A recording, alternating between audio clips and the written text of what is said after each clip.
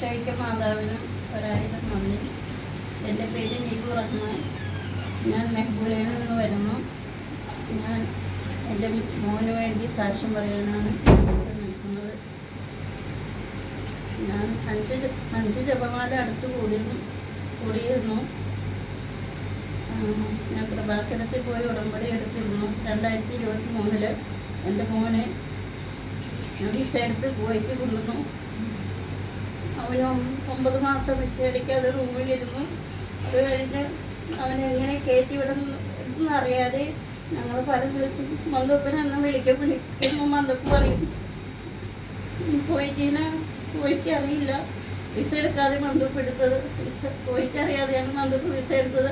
അങ്ങനെ വിസ ഞങ്ങൾ എംബസി ആയിട്ട് പോകാൻ വേണ്ടിയിട്ട് ഇരുന്നപ്പോൾ എല്ലാവരും പറഞ്ഞു മോനെ ജയിലിൽ കൊണ്ടുപോകും, നിങ്ങൾ വഴിയിൽ പോകരുത് എന്നൊക്കെ പറഞ്ഞ് പേടിപ്പിക്കുമായിരുന്നു. അങ്ങനെ ഞാൻ കൃപാസനത്തിൽ പോയി ഉടമ്പടി എടുത്തു. അങ്ങനെ ഉടമ്പടി എടുത്തപ്പോൾ ഞാൻ നിയോഗം വെച്ചു, എൻ്റെ മാതാവ് ഞാൻ വരുമ്പോൾ എൻ്റെ മോന് നല്ല രീതിയിൽ നാട്ടിലെത്താൻ പറ്റുന്നു. അങ്ങനെ വന്നപ്പോൾ പൊതുമാപ്പ് വന്നു. കൃപാസനത്തിൽ പോയി ഉടമ്പടി എടുത്ത് ഒരാഴ്ച കഴിഞ്ഞപ്പോൾ പൊതുമാപ്പ്. അങ്ങനെ ഞാൻ മോനെ കയറ്റി വിട്ടു. അപ്പോൾ ഞാൻ ഈശോയുടെ മാതാവിനും പറഞ്ഞു, എൻ്റെ കൊച്ചിന് നല്ല രീതിയിൽ എനിക്ക് ഇവിടെ ഇറക്കാൻ സാധിക്കണമെന്ന്.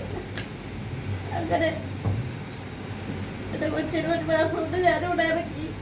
വീണ്ടും വിസ അടിച്ചു. അപ്പോൾ അത് കഴിഞ്ഞ് പിന്നെ ജോലി കിട്ടുന്നില്ല. അപ്പം ഞാൻ ഈശോയുടെ മാതാവിനും പറഞ്ഞു, എൻ്റെ കൂടെ നിന്നാൽ മതി, ജോലി കിട്ടിയില്ലെങ്കിൽ എൻ്റെ കൊച്ചിനൂടെ ഇറക്കണമെന്ന് ഞാൻ ആഗ്രഹിച്ചത്. അങ്ങനെ ഈശോ മാതാവ് 9 മാസം വീണ്ടും എനിക്ക് സാധനങ്ങൾ തന്നുകൊണ്ടിരുന്നു. ഞാൻ അത് കഴിഞ്ഞാണ് ഈ ജപമാലയെക്കുറിച്ച് അറിഞ്ഞത്. അങ്ങനെ ഞാൻ ഇവിടെ വന്നു ജപമാലയിൽ പങ്കെടുക്കുമായിരുന്നു. പിന്നെ ഞാൻ ബാബ്രദറെ ഒട്ടിച്ചപ്പോഴും ഞാൻ എൻ്റെ കാര്യം പറയും. ബാബ്രദർ എനിക്ക് വേണ്ടി പ്രാർത്ഥിച്ചു. ബാബ്രദറാണ് എൻ്റെ മോനിപ്പോൾ ജോലി ശരിയാക്കി തന്നത്. ബാബ്രദറിൻ്റെ കുടുംബത്തിന് ഒത്തിരി നന്ദിയുണ്ട്. പിന്നെ ഇത്രയേ ഉള്ളൂ എനിക്ക് പറയാൻ. ഇപ്പം എൻ്റെ മോൻ 2 ദിവസമായിട്ട് ജോലിക്ക് കയറുന്നുണ്ട്. കഴിഞ്ഞ ആഴ്ചയാണ് ഞാൻ ജപമാല ഇവിടെ അബു ഹനീഫയിൽ ജപമാലയിൽ ഞാൻ പങ്കെടുത്തിരുന്നു. അതിൽ നിയോഗം വെച്ച് പ്രാർത്ഥിച്ചു. അതിൻ്റെ ഫലമായിട്ട് ഈ വണക്കമാസത്തിൽ തന്നെ അമ്മ എന്നെ എൻ്റെ കുടുംബത്തെ അനുഗ്രഹിച്ചു. യേശുവേ നന്ദി, യേശുവേ സ്വന്തം.